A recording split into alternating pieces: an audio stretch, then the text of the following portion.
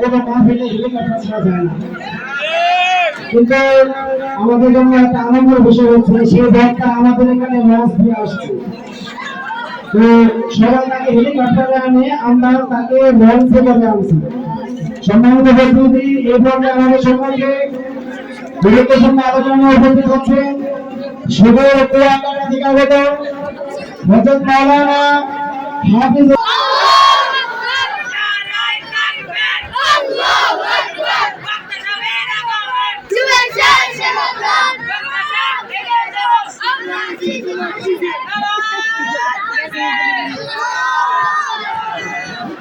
ورحمة الله وبركاته.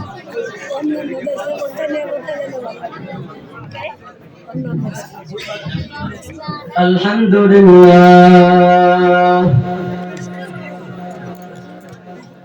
الحمد لله الذي جعل الشمس والقمر بحسبان والنجم والشجر يسجدان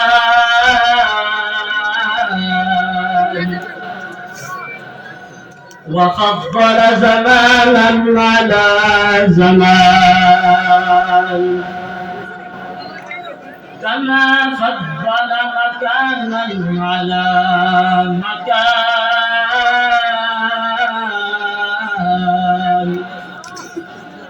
وإنسانا على إنسان ونشهد أن لا إله إلا الله وحده لا شريك له ونشهد أن سيدنا ومولانا محمدا عبده ورسوله أرسله بالحق بشيرا ونذيرا أما بعد فأعوذ بالله من الشيطان الرجيم بسم الله الرحمن الرحيم قل إن كنتم تحبون الله فاتبعوني يحببكم الله ويغفر لكم ذنوبكم والله غفور رحيم.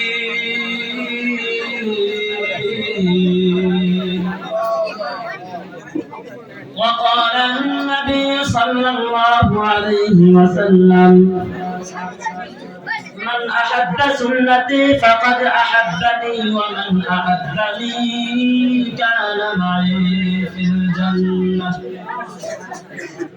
أو كما قال عليه الصلاة والسلام. صدق الله العظيم وصدق رسوله النبي الكريم ونحن على ذلك من الشاهدين والشاكرين والحمد لله رب العالمين. الحمد لله. অধ্যক্ষের শাহকারী ইসমাইল হাফিজিয়া কওমিয়া মাদ্রাসা বার্ষিক অনুষ্ঠানের সম্মানিত সভাপতি, আমার সামনে উপস্থিত একটা কালাম বিভাজক বিবেচিত ছাত্র ভাইরা, আল্লাহ তাআলা আমাদেরকে এখানে আসার মতো বসার মতো তৌফিক দান করেছেন। এজন্য অন্তরের অন্তরস্থান থেকে জোরে সোরে শুকরিয়া আদায় করে আলহামদুলিল্লাহ। আমি আপনাদের সামনে কোরআনুল কারীম থেকে একটা আয়াত তেলাওয়াত করেছি। قل إن كنتم تحبون الله فاتبعوني يحببكم الله ويغفر لكم ذنوبكم والله غفور رحيم. الله أكبر. আল্লাহ তাআলা বলেন, হে নবী আপনি বলে দিন, যদি তোমরা আল্লাহকে ভালোবাসো, যদি তোমরা আল্লাহকে ভালোবাসতে চাও, তাহলে আমার অনুসরণ করো। আল্লাহ তাআলা তোমাদেরকে ভালোবাসবেন। আমার নবী বলেন, মান আহাব্বা সুন্নতি ফাকাদ আহাব্বানি ওয়া মান আহাব্বানি কানা মাই ফিল জান্নাহ। যে আমার সুন্নতকে ভালোবাসলো সে আমাকে ভালোবাসলো, আর যে আমাকে ভালোবাসলো সে আমার সাথে জান্নাতে যাবে। الحمد لمن قدر خيرا والشكر لمن صور حسنا وجمالا والشكر لمن صور حسنا وجمالا لا ضد ولا ند ولا حد لمولاه الآن كما كان ولم يلق زوالا الآن كما كان ولم يلق زوالا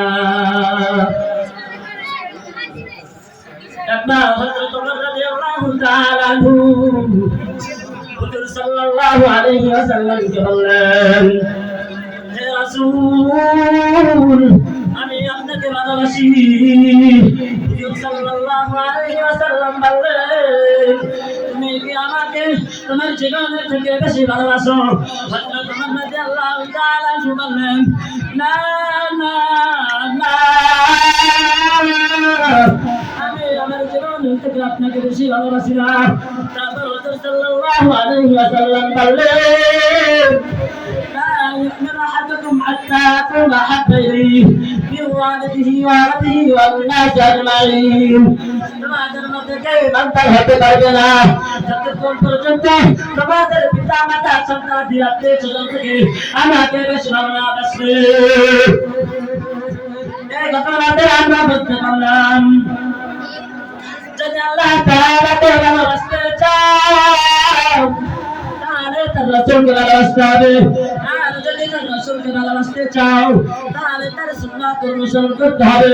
আর যদি তার সুন্নাত অনুসরণ করার মতো করতে পারো তাহলে কিয়ামতের ময়দানে যদি সকল নবী রাসূল ইয়া নাফসি বলতে থাকবে, তখন তোমার আমার নবী মানবতার মুক্তির দূত হযরত মুহাম্মদ মুস্তাফা সাল্লাল্লাহু আলাইহি ওয়াসাল্লাম সিজদারত অবস্থায় থাকবে। জয় জয় নবী সুবহানাল্লাহ মাইতে চাও তাহলে এই দুনিয়াতে আমার নবীকে ভালোবাসতে হবে। আলহামদুলিল্লাহ।